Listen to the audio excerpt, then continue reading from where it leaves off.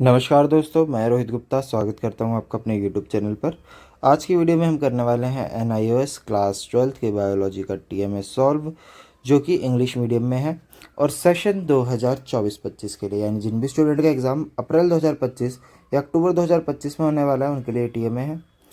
TMA बनाते time आपको क्या क्या चीज़ें ध्यान में रखनी है वो भी मैं आपको बता देता हूँ। और TMA सबमिट करने की जो लास्ट डेट है वो 31 जनवरी है उन स्टूडेंट के लिए जो अप्रैल में एग्ज़ाम देने वाले हैं, और 31 जुलाई है उन स्टूडेंट के लिए जो अक्टूबर में एग्ज़ाम देने वाले हैं।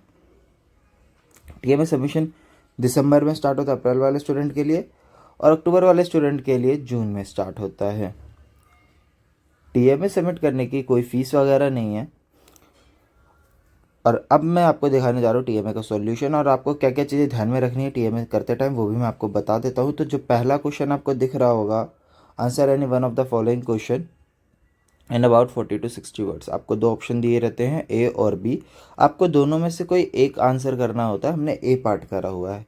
ये क्वेश्चन जो है आपका 2 मार्क्स का है। TMA जो है 20 मार्क्स का हो जाता है, लेकिन इसको बाद में चल के कन्वर्ट कर दिया जाता है 16 मार्क्स में, यानी कि जो आपको मार्क्स मिलेंगे वो 16 में से मिलेंगे। मैं आपको धीरे धीरे स्क्रॉल करता TMA को जो है धीरे धीरे स्क्रॉल करता हुआ जाऊंगा और साथ साथ कुछ इन्फॉर्मेशन भी बताते जाऊंगा। तो वीडियो को ज़रा सा भी स्किप मत करिएगा, अदरवाइज़ आपका नुकसान हो सकता है। क्वेश्चन नंबर 2 आ जाता है। इसका आंसर भी 40 to 60 वर्ड्स में देना है। इसका भी हमने ए पार्ट करा हुआ है। जो आपके पासिंग मार्क्स होते हैं, आपको प्रैक्टिकल में और थ्योरी में सेपरेटली पास होना होता है। TMA से सिर्फ आपके 6 मार्क्स लिए जाते हैं पासिंग के लिए। तो आपको चीज़ें ध्यान में रखनी है और ध्यान से करना है अपना TMA। अगर आप TMA में कोई भी मिस्टेक वगैरह करते हैं तो आपके मार्क्स कट सकते हैं। तो बिल्कुल ध्यान से आपको TMA करना है।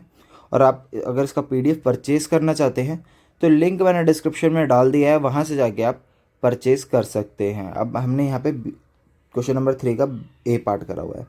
What are two ways in which mitochondria and chloroplast are similar sorry. तो यहाँ पे आपको 2 पॉइंट दिख जाएंगे। एक फर्स्ट है डबल मेम्ब्रेन स्ट्रक्चर, सेकंड है एनर्जी प्रोडक्शन। अब यहाँ तक तो थे आपके 2-2 मार्क्स के क्वेश्चन आ रहे थे। अब जो है आपके 4 मार्क्स के क्वेश्चन स्टार्ट हो जाएंगे। तो यहाँ पे आपका ये 4 मार्क्स का क्वेश्चन है। Answer any one of the following question in about 100 to 150 words. 100 से 150 वर्ड्स में आपको इसका आंसर देना है। और हमने इसका बी पार्ट करा हुआ है। मैं धीरे धीरे स्क्रॉल कर रहा हूँ। अगर आपने केमिस्ट्री का TMA नहीं बनाया है तो प्लेलिस्ट का लिंक आपको डिस्क्रिप्शन में मिल जाएगा, वहाँ से जाके आप केमिस्ट्री का TMA भी देख के बना सकते हैं, जिसमें सारे आंसर सॉल्व मिलेंगे। और फिज़िक्स का TMA भी जल्द ही आपको हमारे चैनल के थ्रू प्रोवाइड कर दिया जाएगा। यहाँ पे आ जाता है question number 5। Answer any one of the following question in about 100 to 150 words. इसका आंसर भी 100 से 150 वर्ड्स में देना है। ए पार्ट हमने इसका करा हुआ है।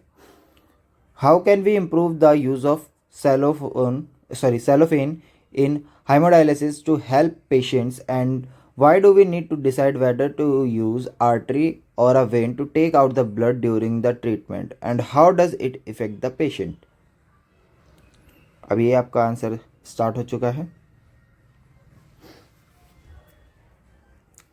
फिर deciding between artery and vein for blood access.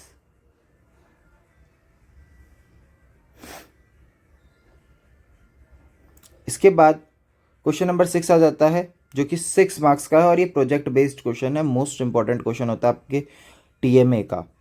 और TMA करते टाइम आपको एक चीज़ और मैं बता दूं, मैंने स्टार्टिंग में नहीं बताया। फ्रंट पेज में आपको 4 चीज़ें मेंशन करनी है: name, enrolment number, subject with subject code, और AI यानी स्टडी सेंटर और स्टडी सेंटर के कोड के साथ। तो ये 4 चीज़ें जो है आपको मेंशन करनी है। बाकी एडिशनल चीज़ें आप कुछ भी मेंशन कर सकते हैं, लाइक मीडियम, फादर्स नेम वगैरह। अब क्वेश्चन नंबर 6 का हमने बी पार्ट करा है। अब मैं आपको इसका आंसर दिखाने जा रहा हूँ। तो यहाँ से आपका इसका आंसर स्टार्ट हो जाता है। Comparative analysis temperature changes. ठीक है, तो पहले मार्च 2023 का है, फिर अप्रैल 2023 का है, फिर मार्च 2024 का, और अप्रैल 2024 का है। फिर क्लाइमेट ऑब्जर्वेशन ये दिखाया गया है। फिर ऑब्जर्वेशन एंड कंक्लूजन आ जाता है।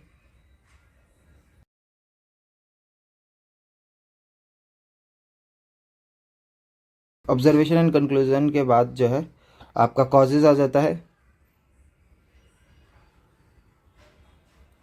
इंडस्ट्रियलाइजेशन, फिर आ जाता है आपका कंसिक्वेंसेस ऑफ ग्लोबल वार्मिंग,